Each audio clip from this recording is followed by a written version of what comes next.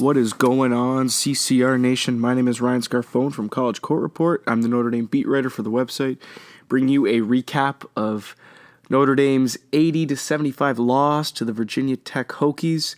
Irish have now lost 5 straight since winning against Syracuse back what seems like a long time ago. But Irish are on a little bit of a dry spell. After winning against Syracuse, they lost to Georgia Tech, then North Carolina, then Louisville, then Clemson, and now Virginia Tech. That's not to say Virginia Tech is not good by any means, but just stating the fact that Notre Dame is still struggling. They were without Matt Farrell tonight. He went down with, well, he didn't go down, but he played last game, and earlier in the week, or this week, it was stated that he will not be playing. They're going to shut him down. Seems like he might have re-aggravated his injury. Still without Bonzi Colson and without DJ Harvey. So not many options for Mike Bray to turn to. It was a short bench. Only 2 bench players played. Total of 7 for the Irish. But let's get right into it. So for team stats, Virginia Tech was shooting close to their average. They averaged 51% from the field goal line. Virginia Tech shot 50.9, so round that up, they did shoot their field goal percentage. Notre Dame shot 39.3. Virginia Tech, outstanding from 3, 56% from the 3-point line. They went 14 of 25. Notre Dame, on the other hand, was 41% from the 3-point line. Turnovers, Notre Dame coughed up 13 to Virginia Tech's 10. And rebounds, Notre Dame out-rebounded 39 to 28. Over on the player side of things, let's look at the box score. Now, like I said, Notre Dame had a short bench. Bench only contributed 5 points, but guys like TJ Gibbs led the way, 27 points. 5 assists, 2 rebounds. Mooney and Pfluger each added 15. Mooney had I believe his first career double-double in this game, 15 points, 11 rebounds. Martinez Gebben, 10 points, 9 rebounds, 1 shy of a double-double. And Nikola Jogo making his first career start at Notre Dame. And I read an interesting stat that it was the first ever start by a Canadian at Notre Dame. So that's pretty good.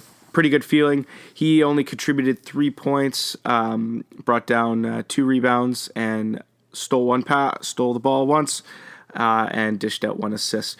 I'm sure that as time goes on, he'll get more comfortable being in the starting lineup. I think he's there to stay. I don't see Elijah Burns being that starter. But good for Jogo. He's starting to find a little bit traction in South Bend. Over on the Virginia Tech Hokies side, Bibbs led the way with 20 points. Justin Bibbs, 20 points. Robinson had 12. Alexander Walker had 11 points. Sorry, my apologies. And Hill and Blackshear Jr. both contributed 9 points each. And on the bench, like I said in my recap, if you listen, beware of Clark. He's a guy that, even though he doesn't get the start, he's just as lethal as any of them. When he played at North Carolina, when they played against North Carolina, he was all over the place. He was all over the ball. He had 12 points, 14 rebounds, 4 assists, so he had a monster game for the Hokies. Hokies improved to 15-6 on the season, 4-4 in conference play.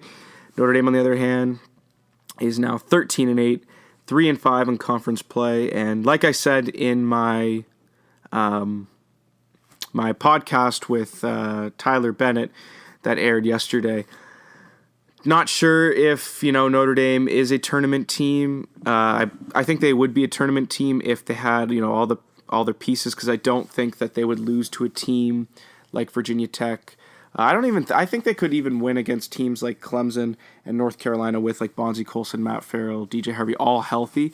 But, that's why we play the games, not a perfect world. So that is that. Where do these teams go from here? Well, Notre Dame is going to be taking on the number 4 team in the country. They might not be number 4 when we get to them because they just lost to the number 2 Virginia Cavaliers. So Notre Dame will be taking on Duke on the 29th, which is 2 days from, or a day from now on Sunday. No, sorry, Monday. Getting my days mixed up. That will take place That will take place at Duke. 7 o'clock will be the tip-off, broadcasting live on ESPN. The Hokies, on the other hand, they will be playing at Boston College on the January 31st at 9 p.m. But other than that, that should do it for me, everyone. Thank you so much for listening. Don't forget to like this video, subscribe to it, tell your friends. Like I said, a new episode of College Court Report podcast came out yesterday, so go give that a listen. I talk about Matt Farrell going down for the Irish if Notre Dame's a tournament team, which, by the way, without these key players, I don't think that they are a tournament team. Might be an NIT team, not too sure, but and then I talk about other interesting news around college basketball, as well as today's games that were played. Especially like Oklahoma and Alabama, which I was excited to watch, which was a good game. But I'll go to College Court Report for all news, articles, and digital content that we post. Like us on Facebook, College Court Report. Don't forget to follow us on Twitter at ND Court Report. It's my Notre Dame account where I post all my Notre Dame related content. My personal account at Ryan Scarfone 17, as well as you can follow us at College Court Report's main Twitter account at CC_report. Other than that will do it for me, everyone. Thank you so much for listening, and until next time, cheers.